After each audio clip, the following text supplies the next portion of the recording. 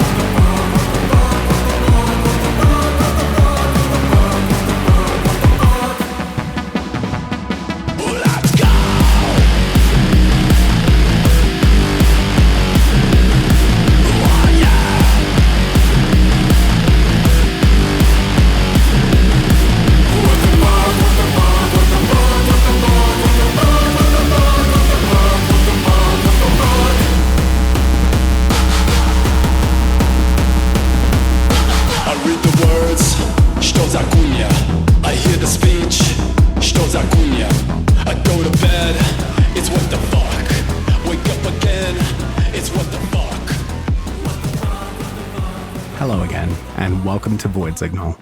I'm Brian Prime, and you are my dear listener.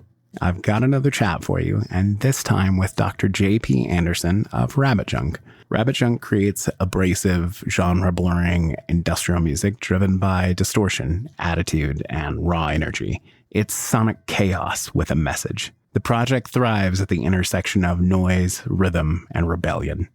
Together with Rabbit Junk's other half, Some Girl, they've been releasing music for a little over 20 years. In that time, Rabbit Junk has headlined Dark Force Fest, soundtracked video games, and continued to delight fans with one blistering release after another, with no sign of slowing down. I sat down to chat with JP from his home in Seattle some weeks ago to discuss Rabbit Junk, his relocation from San Diego, current career path, and the future.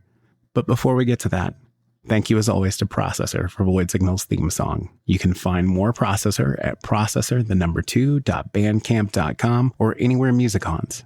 Speaking of haunting, Void Signal is 4 years old and has been ad-free from the beginning because it's made for people and empowered by people. Please consider visiting voidsignal.net or patreon.com/voidsignal and support the Void Signal project for as little as $2. You'll get extra content and help ensure the Void Signal project continues.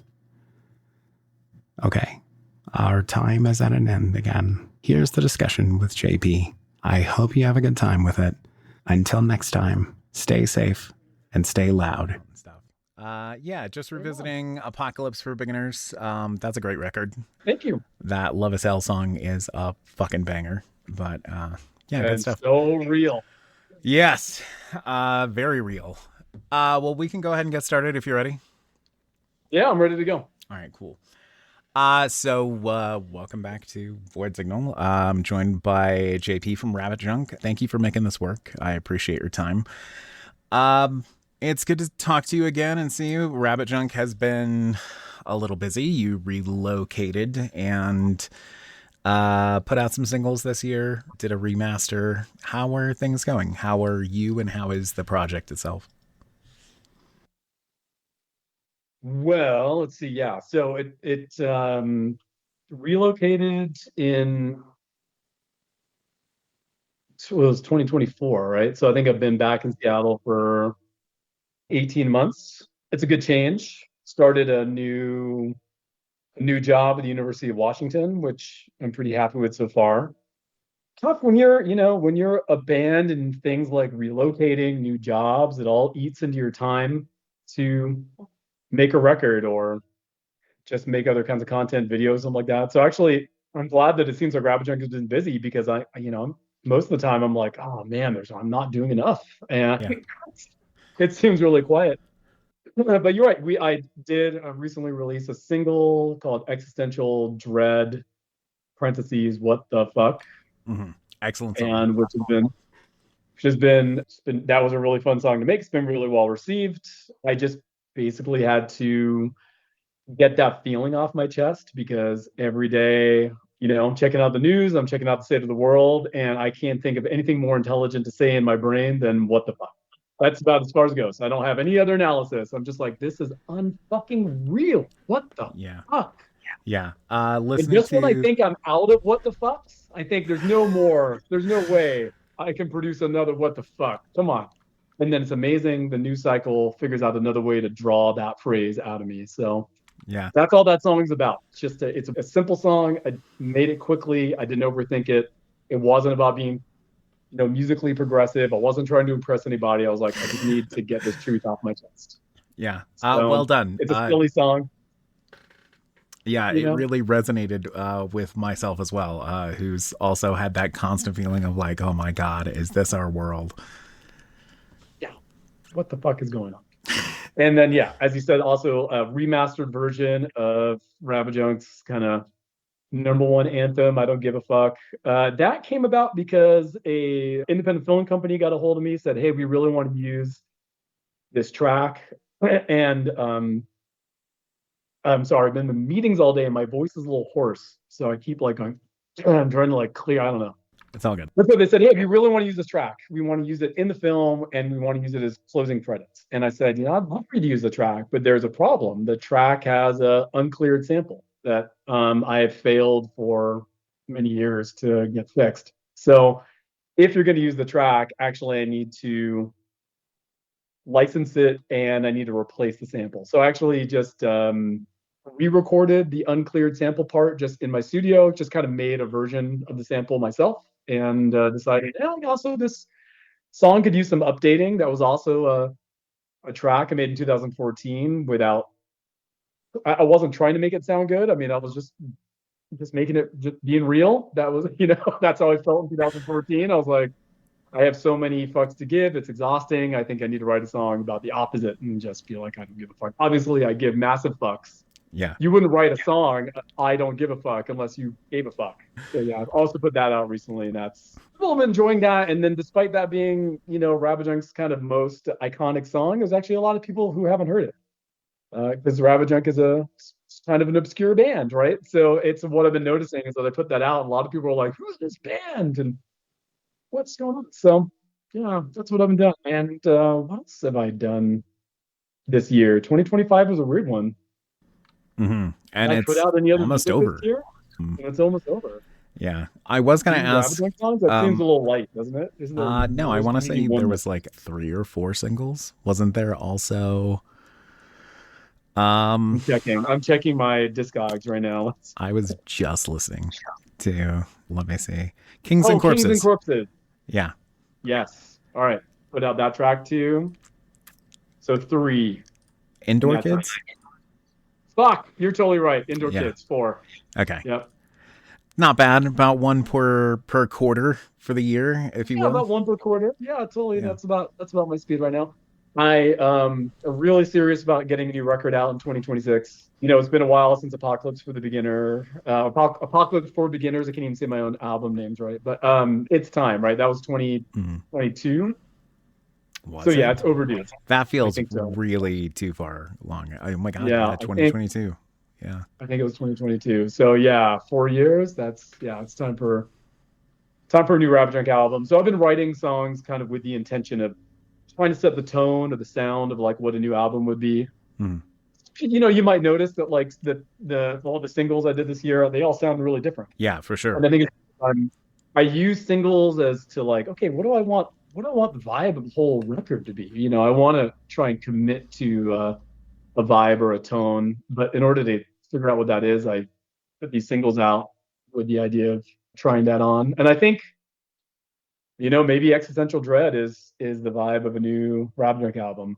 Make the songs intuitively, do it pretty quickly, don't overthink, don't try and be fancy. Just try and capture the simple truths, Sure. and that'll be a record. So Yeah. As exciting as all of that is, and I'm looking forward to hearing, whatever it is you end up making next. I was curious, and I don't, and, I'm not trying to dig in your personal life or anything, but I do find it fascinating that working in academia. How's your new job going? How is that? okay, so I really like my new job, but that's because my new job is not a typical academic job. So I am a professor, Mhm. so I mean, I'm still teaching. And I did a more like conventional professor job down in San Diego at San Diego State. And there's a lot of things that were tough about San Diego for my family. There's a lot of reasons why I ended up leaving the job. So it wasn't just all the job, but I think also looking back, I'm not sure how happy I was being like just a regular professor. When you're a regular professor, if people aren't familiar with the business, what that really means is that you're first and foremost a researcher. You're writing articles, you're writing books. That's the primary job you do. And then the teaching, which is what everybody sees, is actually really your secondary gig. It's sort of the afterthought. There's a lot of pressure in the business to put as little energy into teaching as possible and reserve all that time and energy for your research because it's your research that's going to get you promoted, it's going to get you tenure, all that sort of stuff. And I wasn't super happy with that. I always kind of felt like I was scamming the students a little bit. It was like, oh yeah, students come first. We care about the students. It's all about students, but it's not. It's really, it's about the research. Now that sounds like a criticism, and it's really not. The fact is that science is really important. It helps us build a collective understanding of human experience and the world that we live in. And if there aren't people who are given space to create research, then we'll just get slowly dumber as a society. Like we need to keep up. And so I'm glad there are people out there doing the job. I just think it's for everybody.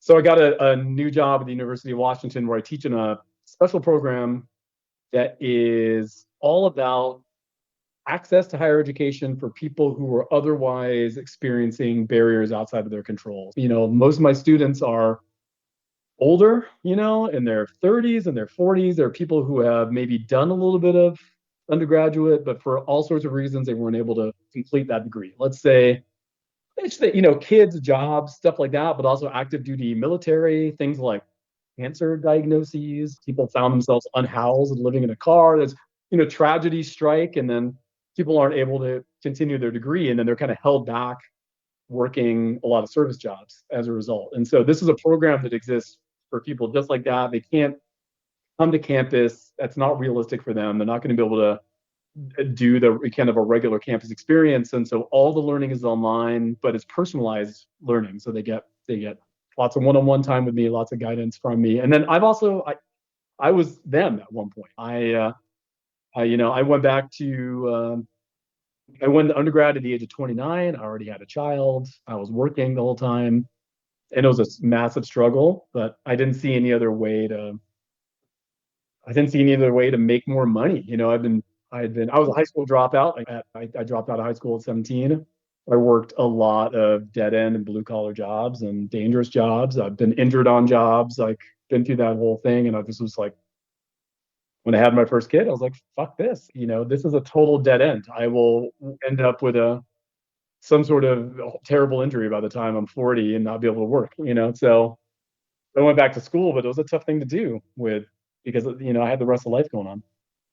And I was able to keep going because I got support and kindness from professors, right? And so when I saw this job open up, I was like, this is a real opportunity for me to give that or pay that forward.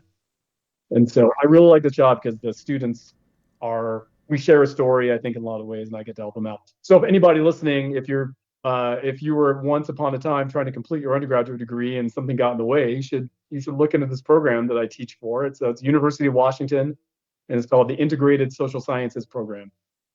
And you can have JP from Rabbit Junk be your professor.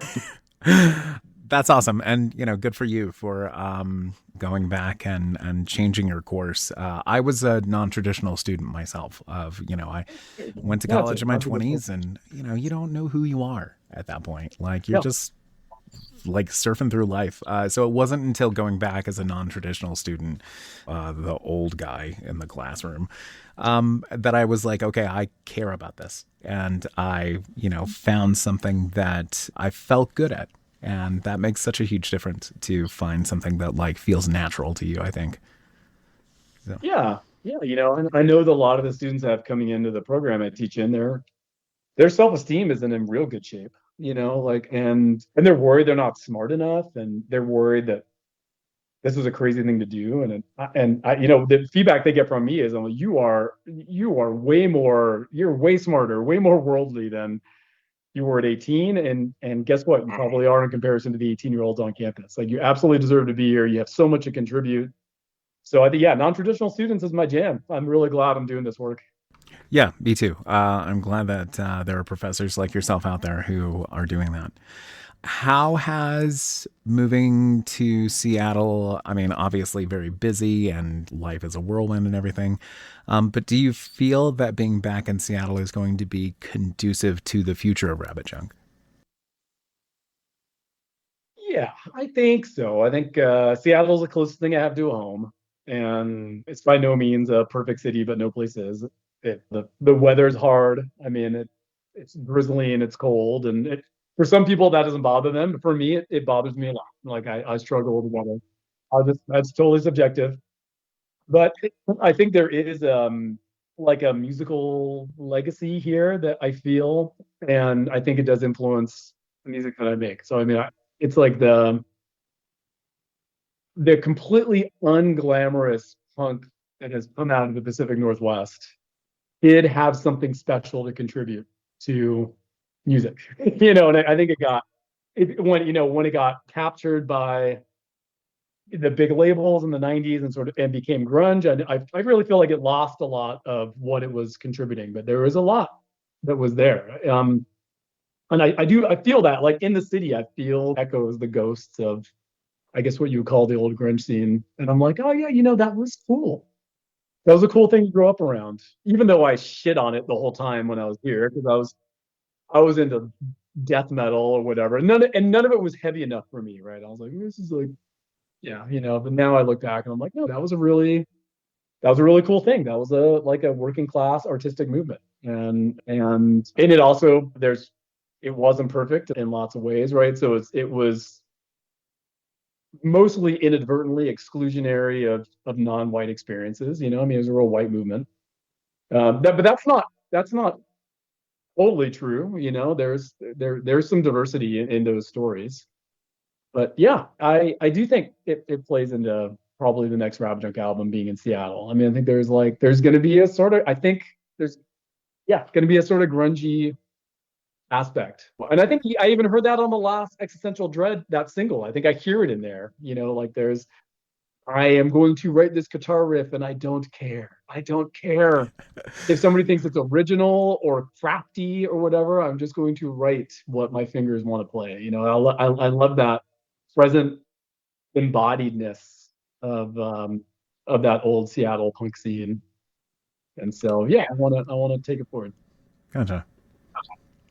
Nice. Good answer. That makes me excited for the future of it. Answer. You get an A. Yeah, I mean, I like to be encouraging to guests, like, good answer. Yeah. Oh, you did great. Oh, well done. Everybody loves that. Everybody loves some positive reinforcement now and again. They do. Positive reinforcement is very important. Yeah. Is there anything you've learned from your professional job, your academia work, that has transferred over to Rabbit Junk? Is there any sort of usage of like one skill to another? Do you find that there's much transfer there? Ooh, what's going on? You froze up. Oh, okay. Are you back? Are you with me? Yeah, I'm back. Okay. I think it's kind of like, what's the overlap? Maybe we can think of it in terms of skills or perspective or knowledge or something.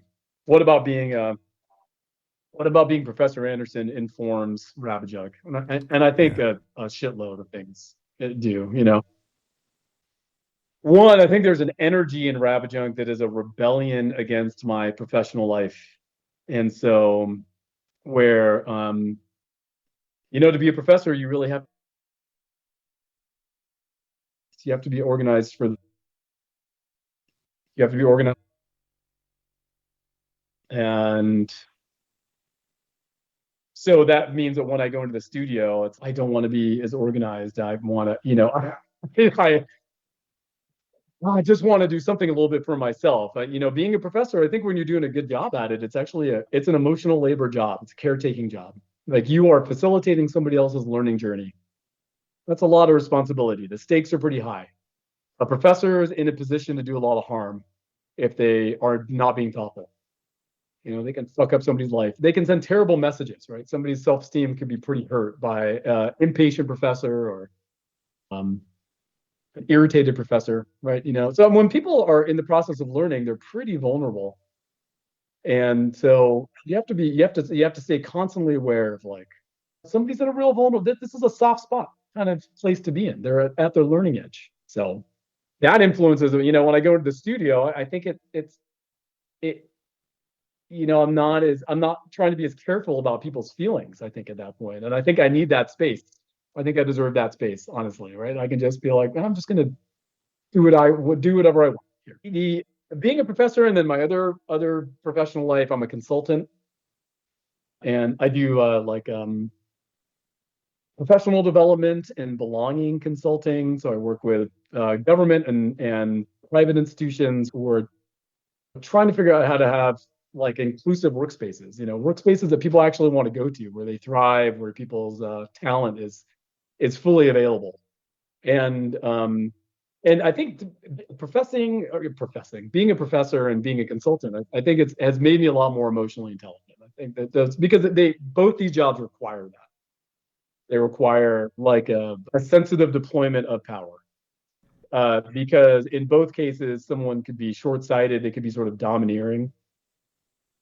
You could walk into a learning. That's what it is. I mean, they're both learning spaces. When you're a consultant, it's a teaching job as well, really, right? I mean, you're engaging with the organization, and they're telling you like, hey, here's what we think needs to be done, and here's what we want. But you're teaching them like, oh, even if you're doing problem solving, like here's some things you could try. Have you thought about this? What are you paying attention to? And it would be easy to fuck up those things by just being domineering and by not really putting the client or the student's needs first. It's easy to let your ego could get in the way of that whole process. That could happen so easily. Sure. So I think both of those things are maybe more emotionally intelligent, and I think that's maybe the biggest thing I bring into the studio is that like I'm working with people to help them become more self-aware. So what kind of self-awareness work am I doing? What kind of self-examining am I doing? Am I holding myself accountable? What's really going on with JP? Which is a useful question to ask yourself when you're trying to write a song. Oh, what's going on here? What are you trying to tell yourself right now, man? Yeah. And yeah.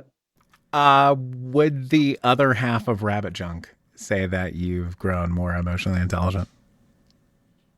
Yes. Okay. But that doesn't necessarily mean she would say I'm easier to be married to.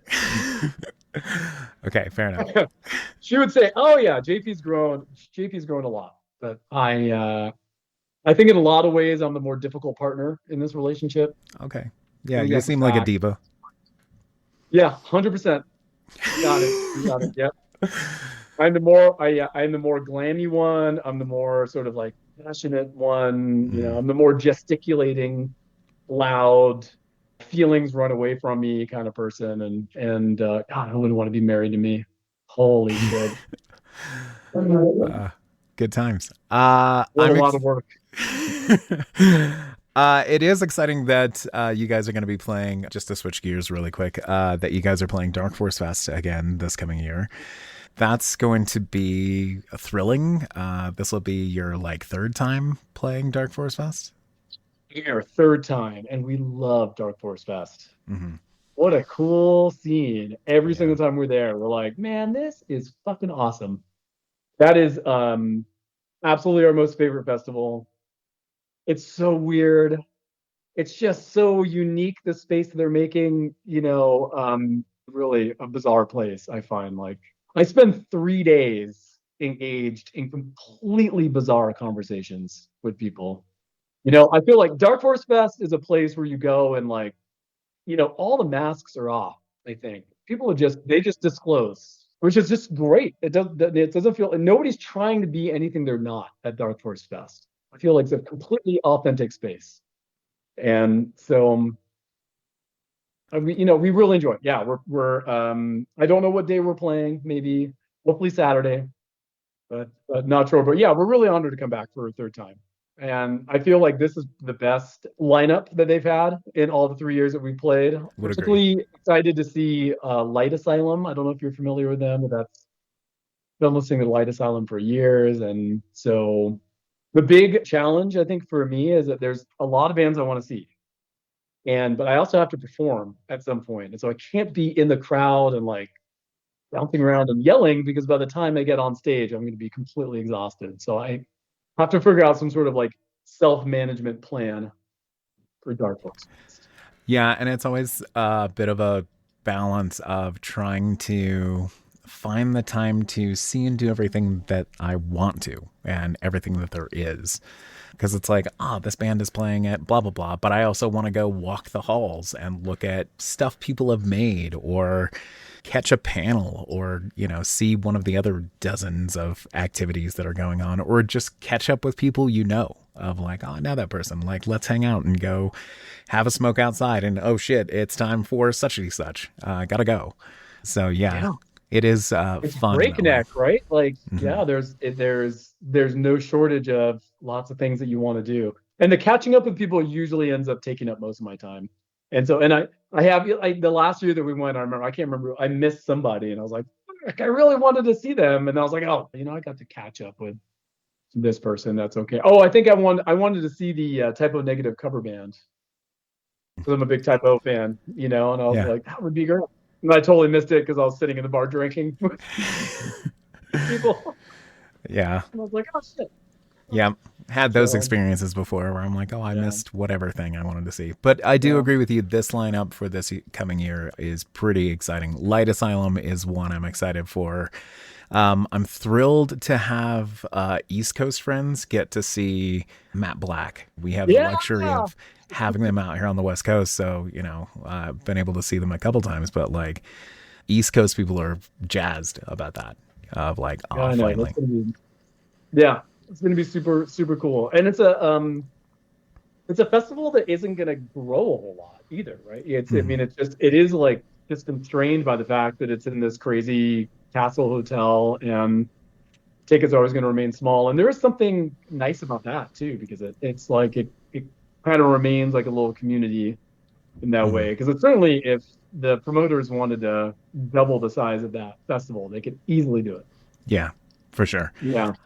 And I think it lends itself to the space and the format, I guess, like you say, of like, the mixture of convention with festival, I think, is what helps sell it as unique, and really helps foster a vibe there. I also am, not just because I've had the opportunity to do a couple of panels, but I also like the inclusion of panels. I've been to academic conferences where there are only panels, and that can be boring as shit. But, in this case, it's like things I give a fuck about. Oh, I'd love to go hear this person talk about whatever. So it's fun in that respect too, of, having some options on the table. Maybe I'm all sensory overloaded out and I need a break from music. So I'm going to go sit in a quiet space and listen to some people talk for a time. Yeah. I totally agree. It's great. Yeah. Also, obviously been to lots of academic conferences myself, and oh boy, those are hard. Yeah. I guess I've signed up to keep going to those. I got it, but yeah, it's really nice to like have some intellectual energy at something like this. It's not, it's not just artistic. So yeah, I feel like Dark Force Fest is a very complete or kind of well-rounded treatment of the human being.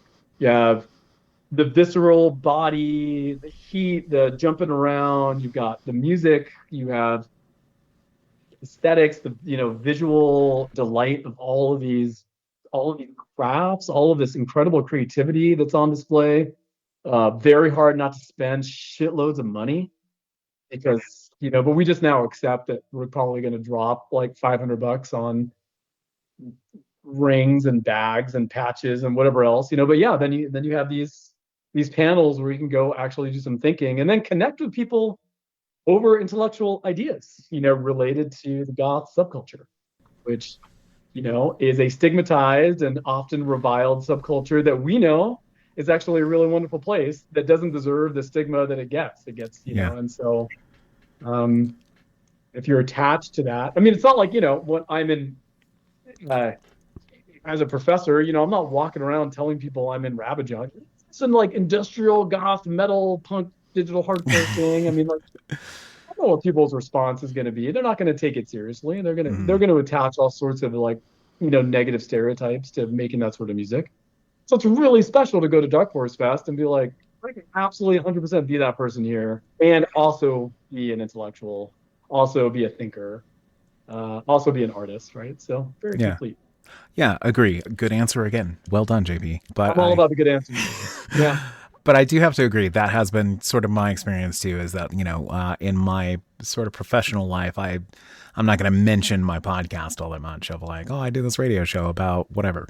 Nobody gives a shit about that, number one. And number two, like, it's kind of a personal thing too, of like, this is kind of who I am when I'm not here. Yeah. Oh, yeah, no, I think it's totally valid to separate those two. So I think that let's just take a moment to also acknowledge the work in hiding a piece of yourself, and that not everybody has to do that. And and so yeah, it's interesting that when you have a podcast that that where you have bands like Rabajunk on, or in a band like Rabajunk, it's like you spend a lot of time hiding yourself because you just know it's going to be it feels vulnerable to judgment. And maybe I'm not always giving people the benefit of the doubt that they deserve. Maybe they're not going to judge it, but I think it's been judged. The sort of music that I make and have been into, it's been judged all my life. It's not mainstream.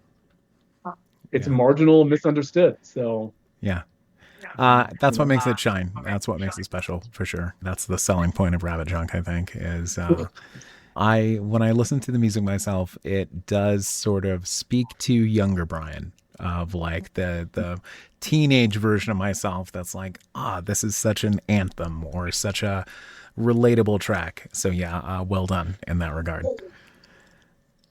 Yeah, maybe I'm making Rabajunk for a younger part of myself too, which and that's totally fine. There's that younger versions of JP experience so much marginalization in all sorts of ways. Younger JP was never on top, was never the winner, was never lauded as anything other than a total weirdo, which is fair. I am a total weirdo in good and bad ways. I mean, just like neurodivergent guy. I wish I'd understood that when I was a teenager. That would have saved me a lot of grief. But that discourse didn't exist yet. A positive version of that label didn't exist. And so I'm glad for my kids it does, right? They're able to have more realistic expectations of themselves. So like, like I'm going to be really bad at simple tasks and I'm going to deep dive into complicated shit for 10 hours and or I'm going to fidget during meetings. So that's just me. That's okay.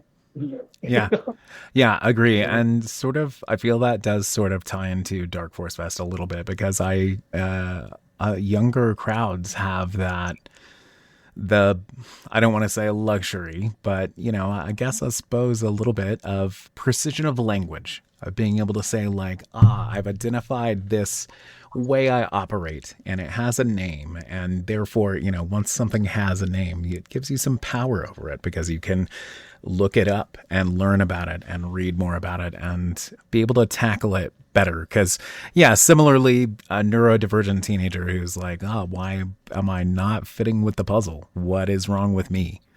And to become an adult now. And I'm glad that kids nowadays have the luxury of being like, I am different.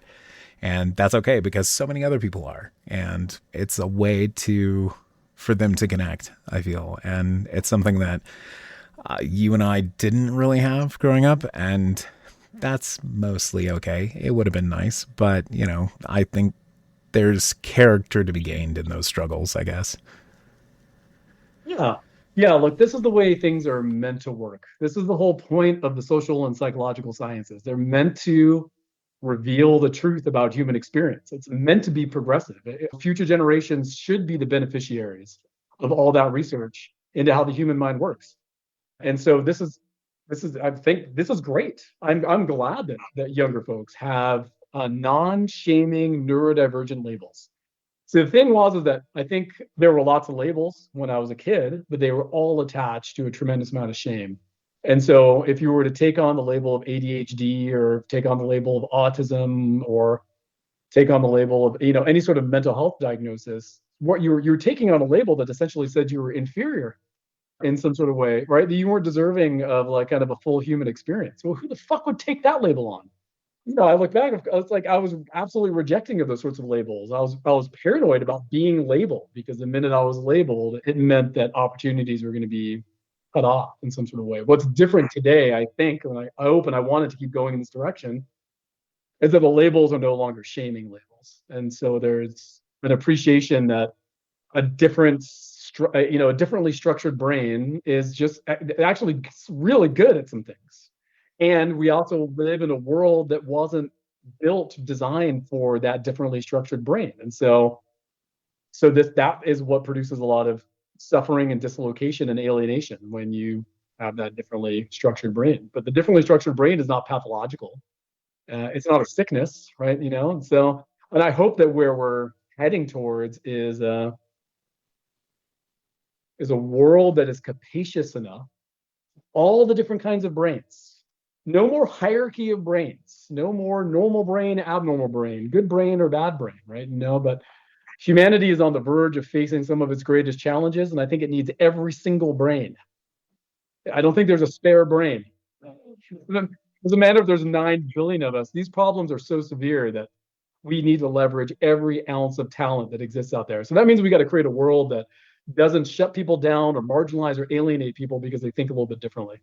And if the new generation is able to take on labels of difference and feel good about that and some pride about that, it means we actually are going in the right direction. Yeah, agree. And goddamn, I felt so pessimistic. That's the most positive thing I have said in months, years, maybe all year. That's the single most positive thing I've said all year. This has been the most negative year. But obviously, I don't really think it's all going in the wrong direction because we were just talking about Dark Force Fest. We're just talking about younger folks, just talking about how they identify, and we see good stuff. Yeah, I agree. I do think it is headed in a positive direction. And I definitely like what you had to say about removing the sort of negative associations. Because, I mean, you and I growing up, it didn't matter what was wrong with you. It didn't matter what your diagnosis was. You were going to be called a special subset of words, regardless of whatever it was. And I think it's good to have those move away from that, because I wouldn't want people applying words to themselves of like, oh, I'm too shitty or too dumb or too stupid or whatever the case may be, of talking themselves out of things. Because I know that younger Brian talked himself out of stuff because I didn't think I could do it. Self-limiting, right? Yeah, definitely suffered from a self-limiting narrative. And that was reinforced because, I had trouble operating a fucking cash register or something. Or, I had some experience where it seemed like everybody else just could pick this thing up. And then for some reason, it was really difficult for me. And it was hard to believe that I was intelligent at all. That's the gift that going back to school gave me, I think, was that like I got into academic, intellectual, philosophical environment and I thrived and I realized, oh, maybe I've just been kind of in the wrong place. Yeah, absolutely. And at least for me, the going back to school, even undiagnosed ADHD, the structure and being able to invest myself in something I was passionate about with structure really like helped me succeed. And suddenly I'm like, oh, I'm not such a fuck up or a bumbling idiot kind of a thing. Mm. It's nice to find a thing that you can thrive in. So I'm, in that respect, I'm certainly glad that you have the students that you have and that you're out there saying the words that you are. Yeah, thanks. Yeah, we have a lot in common here. Yeah, that's Mm. right. And yeah, I find that there's definitely a neurodivergent pattern among Ravaging fans. I think this is a real thing. I think it's often that's why, like, when I meet rap junk fans, there's like a kinship almost right away. It's like, because I've had like so much connection with rap junk fans, but even like if we, real superficial, whatever, getting shots at the bar or something like that. But there's something more going on there, and I'll be curious about it. What is? It's not just that I make some sort of music and they like it. That doesn't even seem like that's what's going on. It seems like the music has led us both to this encounter, and they just typically seem like people I could actually be like sincere friends with. Yeah, I would agree. And I feel like that's maybe a byproduct of kind of the scene, maybe, of like this Yeah. genre of music just attracts neurodivergent people. And I've also, I introduce myself to a lot of people and talk to a lot of people. A lot of service industry workers are big into this scene. And maybe there's some overlap there in what people do and who they are and what they're drawn to. It would make for an interesting case study, I think, of like, how much overlap and where do these people come from? How do they find their way to this thing? But yeah. This is really interesting. What is the service industry? Bartenders and people working in restaurants, right? Mm-hmm. There certainly is there's an acute experience with power dynamics in a service industry. You have to deal with subordination a lot. All right. Yeah. And maybe this, I think that's a theme in the goth adjacent world. Goth and goth adjacent world is like, is a peculiar and difficult to describe feeling of subordination and kind of alienation and being othered or something like that. Yeah. And it usually has deep roots in someone's childhood. Mm-hmm. Have you ever met someone who got into goth in their 40s? And actually, you know what? Okay, I retract that question. Okay. Because I'm in a band with someone who, so I'm in another band, Cortland Alley. I'm in with my friend Drew, and we just put out a single recently called "Goodnight Elizabeth." It's like a cover of, now I'm forgetting the name, Counting Crows or something. Not a band I'm into. A band sure? I actively disliked this band, right? Okay. I think I still do. But then when my friend Drew was like, yo, seriously, listen to the lyrics, listen to the notes of the song. This is a goth song waiting to happen. And he was right. I listened to it, I'm like, you're totally right. This is goth as fuck. Right? We should cover this and we should make it all gothy industrial or something like that. And it kind of worked. So my question was, have you ever met someone who got into goth in their 40s, something like that? And I was about to say, no, it's some sort of like childhood that goes way back. In Drew's case, that's not his scene, I don't think. He got more into that later on in life. So my question was bullshit. See, my answers have been A's, but my questions aren't always A's. Yeah. Wonderful answer. Question could use some revision, but Yeah, there we go. Yeah. I'll think about that. Yeah. Okay. Anyway, so it's like, it's I guess this is like the meme, like it's not a phase. Yeah. This is not a phase meme. Yeah. I mean, that said, I do think that there certainly is no time limit on anything. Like people can discover the thing that changes their life at any age. Just in case anybody out there is listening and they're like, it was a badly premised question. Never mind. Yeah. Dear listeners, don't listen to JP when he says shit like this. JP is full of shit. Yeah. Well, I don't want to keep you too long, so I will go ahead and hit you with the last question of the show. So what is something that you've been enjoying recently? And your answer can be anything, a book, a movie, a TV show. Just what's something that you're jazzed about? Okay, give me a few seconds. I've been absent of joy recently. So that's why I'm like stumbling a little bit on this question, because what's making life good right now? I mean, besides practical stuff, like what have I been enjoying? I'm like, you seem pretty joyless. So I do. I feel I'm a little grim at the moment. You caught me a little bit of a grim time in my life. I was just, but I watch a lot of TV, but I swear I'm just using TV to numb, like am I really like enjoying it? I mean, I'm falling asleep to TV. It's kind of background noise. I wanted to enjoy Alien Earth more than I did. It's not a bad series or anything like that. I was like, me, I don't know, because Alien and that Giger's art. These are important things to me, right? So I was like, but so that was the first thing that came to mind. But then I was like, did I really enjoy it? I'm I'm playing a lot of Call of Duty Warzone. Am I enjoying that? Again, I also think that might just be a lot of kind of numbing passing of time. It is enjoyable to do well in that game, but also it's hard. That's a hard game. It's a competitive game, and there's always some asshole who's better than I am on the map. There's somebody who has better aim. I don't know. So I think what keeps bringing me back to the studio and making rap junk songs is because ultimately that's where I get the most pure joy. And so that's the same answer today as it was 30 years ago. Sure. I love making music. Yeah. So I'm really, really thankful that I get to have a little career doing it, because that's a total blessing to enjoy something so much and then be able to make a little bit of money off of it. Yeah, for sure. It's nice to have the passion project sort of pay off and enrich your life. It is. Yeah. Yeah. Well, it took a moment, but we did arrive at something joyful, that you've been, getting some pleasure. Yeah. I always answer the question myself. The thing I've been enjoying recently is having boundaries, standing up for yourself and being courageous enough at a point in your life to be the voice in the room that says, this is not okay. And I'm not all right with this, or being treated this way, or disrespected in some way. That's not an easy place to get to. And some people don't get there, perhaps ever.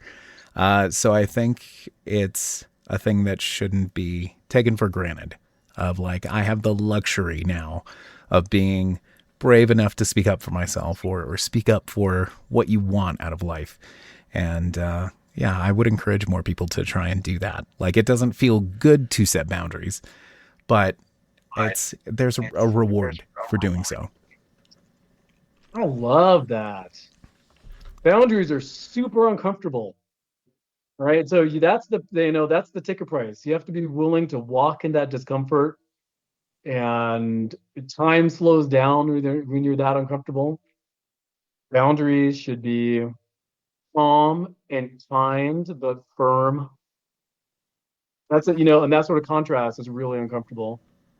People mistake boundaries for ultimatums, very different things. Yes. Right. Yeah. And you are absolutely right. It's really good to remind people that at the end of a well-placed boundary is the joy of loving yourself. Yeah.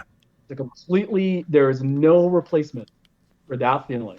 So if you're willing to be uncomfortable enough, loving yourself means being uncomfortable. I think that's the thing that stops us. It's it's not true danger, right?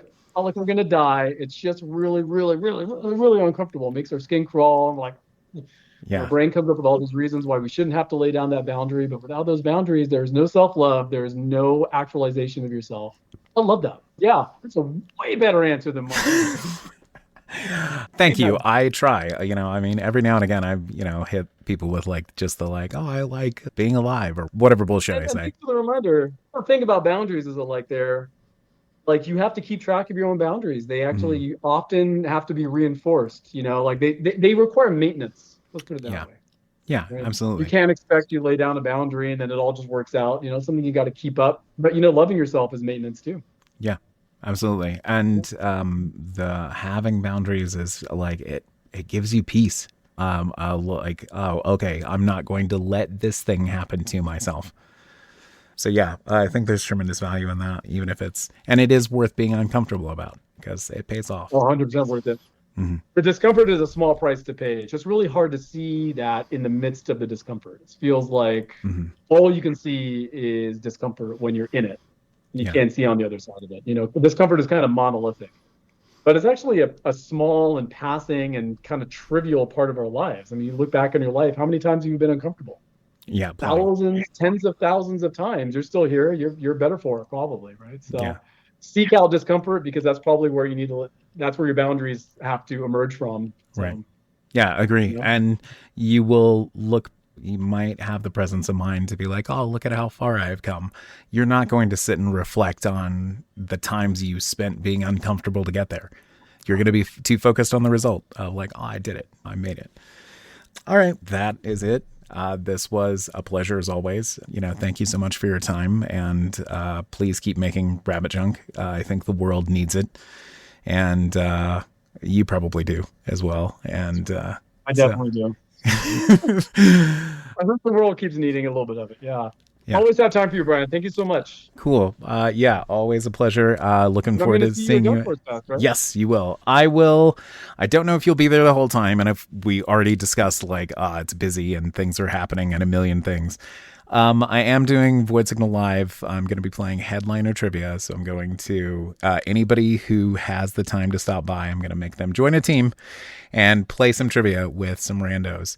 So I did that last year, had Matt Hart and Eric Gottsman join teams, and had just a wonderful experience. Like, I had somebody come up to me the last day of the festival and be like, oh, I came to the festival alone, and you made me join a team. And I hung out with those people the rest of the day.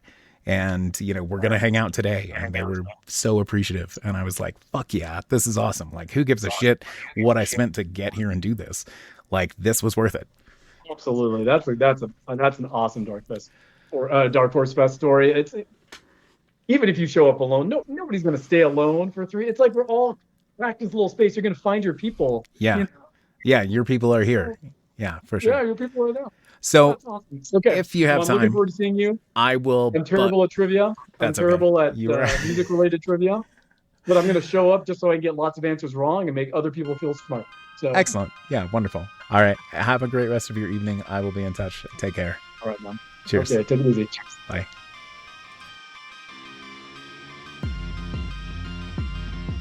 Void Signal intro and outro music courtesy Processor. Visit processor2.bandcamp.com for more Processor, and visit voidsignal.net to help support the creation of more Void Signal. Thank you.